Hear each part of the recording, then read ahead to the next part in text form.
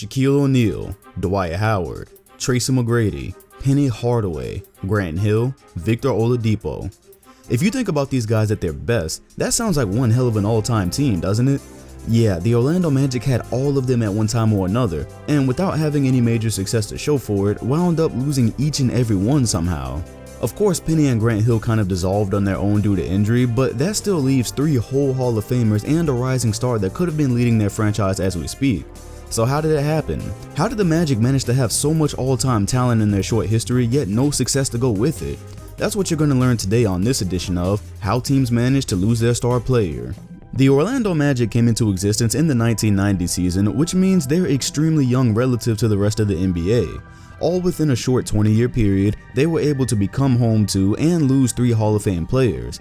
Add another few years onto that, and they were able to house a future All-Star that they lost for no good reason.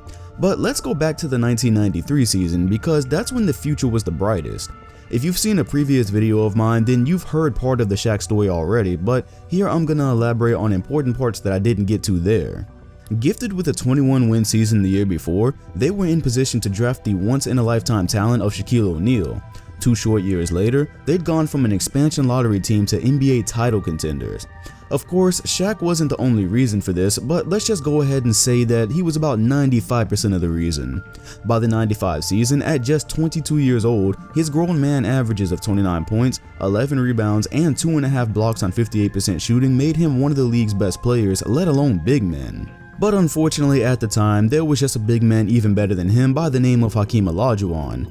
They met in the finals, and the Rockets made quick work of Orlando thanks to some extremely unfortunate events with Nick Anderson at the free throw line. Although no one knew it at the time, that would be the height of Shaq's stint with Orlando.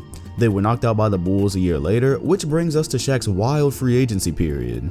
Many of you already know that he and Penny Hardaway weren't the best of friends, but that shifts focus and blame away from what turned out to be the real problem here, which was the Orlando Magic's awful treatment of the best player they would ever have.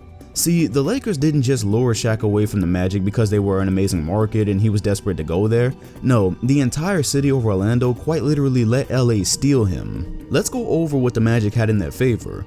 First, they already had a young core for Shaq to win with, so there was no issues on that front. Next, NBA rules were nothing like they are today. Although there was a salary cap, there was no max salary a player could be paid and no luxury tax penalty like the ones that try to punish teams for stacking talent today. On top of that, the Magic had Shaq's bird rights, which meant that they could circumvent the salary cap and just pay him whatever he was asking for, whereas any other team that wanted to sign him would have to make moves to fit him under the salary cap. So far this seems like a hard situation to screw up, right? Well, let's look around at the league for a sec. Here were Dwight Howard's, Alonzo Mourning's, and Shaquille O'Neal's stats for the 1996 NBA season. Aside from just being a much more dominant player than both of them, Shaq's numbers were a lot better as well. Yeah, those two guys both had $100 million contracts when it wasn't even regular back then, but the Orlando Magic's first offer that summer to Shaq was a mere $54 million for 4 years with no opt-out clause. What even is that? How do you come into negotiations trying to lowball a player who's clearly destined to be the most dominant guy in the league for the next decade? How do you lowball the player making your 4-year-old franchise relevant? But wait, it gets worse. During that initial garbage offer, the Magic tried to justify it by criticizing Shaq's rebounding and defense. Just so we're on the same page here, we're talking about the young guy who was top 5 in blocks and second in rebounding during his rookie year. The guy that led the charge in eliminating Michael Jordan in the East, which hadn't been done since the Bad Boy Pistons, and the guy that had already been runner-up for MVP. Great thinking, Magic. Oh, and in case that wasn't all insulting enough, yeah Shaq, we know you and Penny aren't the best of friends, but we also need to pay you less because we need to pay him in a few years. I mean, I guess that was probably the least insulting thing that happened there. Tim Duncan would have taken less to make the team better, right? But considering everything that happened before that, terrible timing. So then the mastermind Jerry West saw what was going down and began to eyeball Shaq like a lion stalking his prey. First in line was getting Kobe Bryant through trade in the draft, and then came pitching the Lakers franchise to Shaq. Meanwhile, the Magic were just letting him dangle out in no man's land. They wouldn't offer him what he was worth, rather they'd wait to see what other teams would offer him and then they'd make their move. When the Lakers started to move pieces and free up cap space, that's when the Magic swooped in, offering Shaq a max of $109 million over 7 years with an opt-out clause after the 4th year. Just to be clear, Shaq wanted that option to be after 3 years, which meant that the Magic were just being incredibly petty at this point. And then came the final blow. The Orlando Sentinel ran a poll asking fans whether Shaq was worth the money he was seeking. 90% said no. So now not only is the team selling you short, but your fans don't really grasp your value either. Then right in stride with that, the Lakers finally had enough cap space free to offer Shaq $120 million over 7 years with the 3-year opt-out clause he was asking for. Now, one final note I should mention here. If you know your stuff, you're probably asking how the hell a 4-year player was even in this situation. Most players under their rookie contract end up restricted free agents with absolutely no leverage over where they go on their first deal. That clause is specifically to keep a Shaq type situation from happening so early. Well, unfortunately, as a result of the lockout in '95, the restricted free agent clause had been eliminated for the only time in the salary cap era. This clause came back after the 1998 lockout, but our story is taking place in '96. The problem was that the Magic chose to negotiate with Shaq as if they had the leverage of restricted free agency, when in fact they were dealing with a player that could do whatever he damn well pleased. So when the Magic tried to make another offer after the Lakers, Shaq packed up and left due to all the disrespect, which he wouldn't have been able to do if he was a restricted free agent, as the Magic simply would have matched any offer he was given. But do you know how all of this could have been avoided?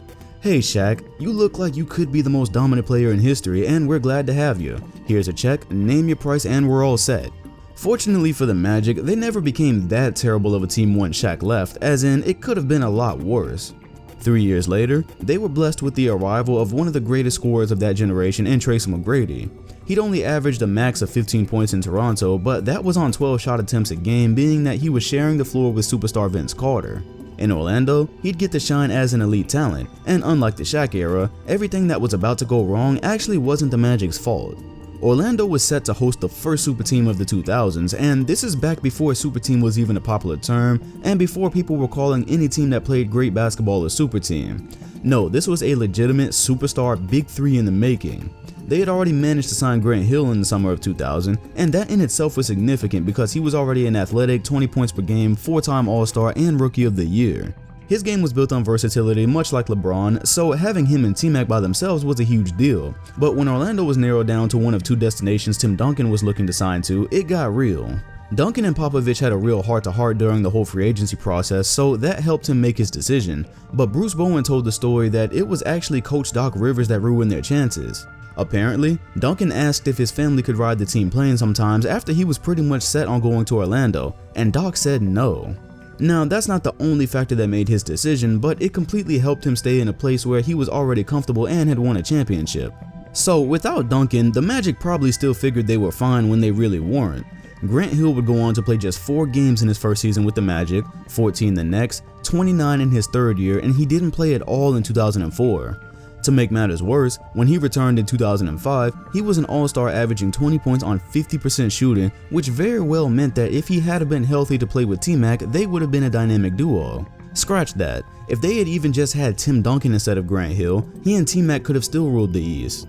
Instead, McGrady was stuck on some of the absolute worst rosters for 4 years, which concluded with them winning only 21 games in 2004. During both 03 and 04, he led the league in scoring, but the Magic missed the playoffs in his last year. His plan never involved going to Orlando just to pile up meaningless minutes on his body while leading a subpar roster. It was for a legit chance to win a title. He didn't believe this was about to happen in a timely manner, and he also didn't believe the Magic's draft pick, which turned out to be Dwight Howard, was going to help them fast enough.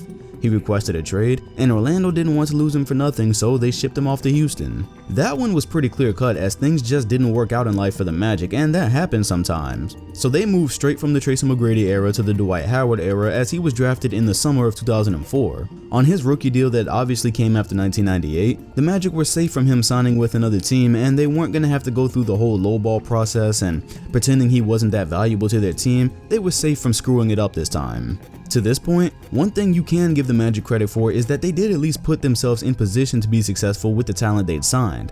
With Shaq, they built a great team within 3 years. They were about to have a big three with T-Mac, and the Magic wound up having great improvement over the beginning of Dwight's career. By the time 2009 came around, he was an MVP caliber player along with a Defensive Player of the Year, and he was surrounded by shooters such as Rashard Lewis. That team came just 1 game short of a 60-win season and were able to make it to the finals after knocking off the Cavs, who sat atop the conference. But just like when they made the finals in '95, it was terrible timing. They'd run into a possessed Kobe Bryant who just wasn't gonna lose that year, and the Lakers ran through them in 5. Trying to keep the lightning in the bottle while they had it, Orlando immediately made moves to trade for Vince Carter, who was a couple of years removed from being an all-star, but could still provide scoring off the dribble, which was one of the only things they were missing the season before. The Magic finished 2010 with an identical 59-win record, but came up short in the Eastern Conference Finals against a Celtics team that was just fully healthy this time. But instead of making minor tweaks, the Magic blew it up the next season while bringing in new guys like Jason Richardson and Gilbert Arenas. This is where things got extremely bizarre. The Magic lost in the first round of 2011, and that brought Dwight Howard to his contract year, and we're very familiar with how these work by now. He was set to be a free agent during the summer of 2012, and the Magic either needed a commitment from him or they needed to look to trade him so they weren't stuck with nothing. In preseason of that year, he requested a trade because he was upset with the team's management and the pieces he felt that they weren't putting around him. He also apparently wanted a bigger role in the decision making of the personnel. But by the time the trade deadline came, he somehow ended up waiving his option for the summer, which meant he'd remain with the team until at least the end of 2013. Now, here's one of the most awkward moments in NBA history. Nearing the end of that season, rumors were swirling that Dwight wanted coach Stan Van Gundy fired, that he'd lost control of the team, and that it was time to move on. Van Gundy was asked about it during an interview in practice, and he confirmed that he believed the rumors to be true. Man, how do you know it's true? I was told it was true by people in our management, so, you know, right from the top. So. What is your sense when you talk to management? Will they listen to him, or will it be a management? Oh, I have no idea. They can. Well, obviously it'll be a management decision. They have to make the decision, but I ain't worried about that. So. Excuse me. Yeah, Stan, we're not worried about that, right? That's what I just said. We got to be worried about winning games. Yeah, what's our main concern right now? Jameer. We have to stop Carmelo Anthony and the New York Knicks tonight. And the New York Knicks. That's exactly That's right. the plan, right? That is the plan. That's what I just said. Is Dave Ping here today? The guy who started this BS? I don't see Ping here. Me neither. Are you guys done with me? Yeah. Let's all You can talk to him now. All right. Yeah, right after confirming that his star player wanted him fired, that star player walks up not knowing what had been said and takes over the interview. Howard had promised to be all in on winning a championship and that he was going to give management a year to get more pieces around him, but then he didn't play in the 2012 playoffs due to back surgery. By July of that year, he was again requesting a trade from the Magic to the new GM Rob Hennigan. Apparently, he was upset that management hadn't defended him when Van Gundy confirmed rumors that he wanted him fired, and he also claimed that they'd made him false promises to fool him into signing the extension. He even went as far as to having the NBPA investigate whether they had grounds to void the last year of his contract. Rather than deal with the Dwight Mayor for another full season, Hennigan granted his trade request where he was sent to the Lakers and effectively to the end of his superstar career. Believe it or not, and you probably believe it, the Magic have literally been in rebuild mode ever since this happened, as they failed to make the playoffs even one time in the past 6 seasons after Dwight's departure. But they had their chance. Look who they got a hold of in the 2013 NBA draft with the 2nd overall pick, Victor Oladipo.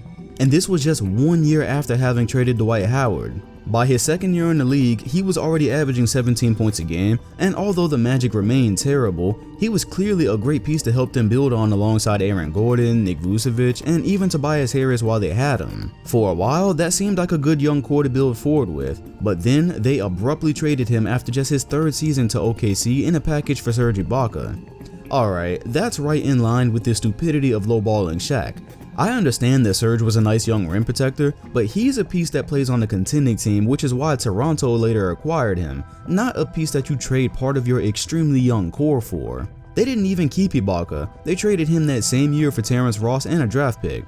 Meanwhile, Oladipo eventually landed in Indiana and had his most successful year as a pro, becoming a first-time All-Star, averaging an efficient 23 points, while also helping to lead the Pacers to a near 50-win season. Only time will tell how badly the Magic messed up by letting him go so early, but by this point we can at least say they gave up on a player with star potential before he'd even had a chance to prove anything. And that's where we are right now. They're hoping to try this whole thing again with Mo Bamba, so we'll just have to sit and see if he ends up becoming a star. And if that does happen, then we just have to wait and see how the Magic end up losing him.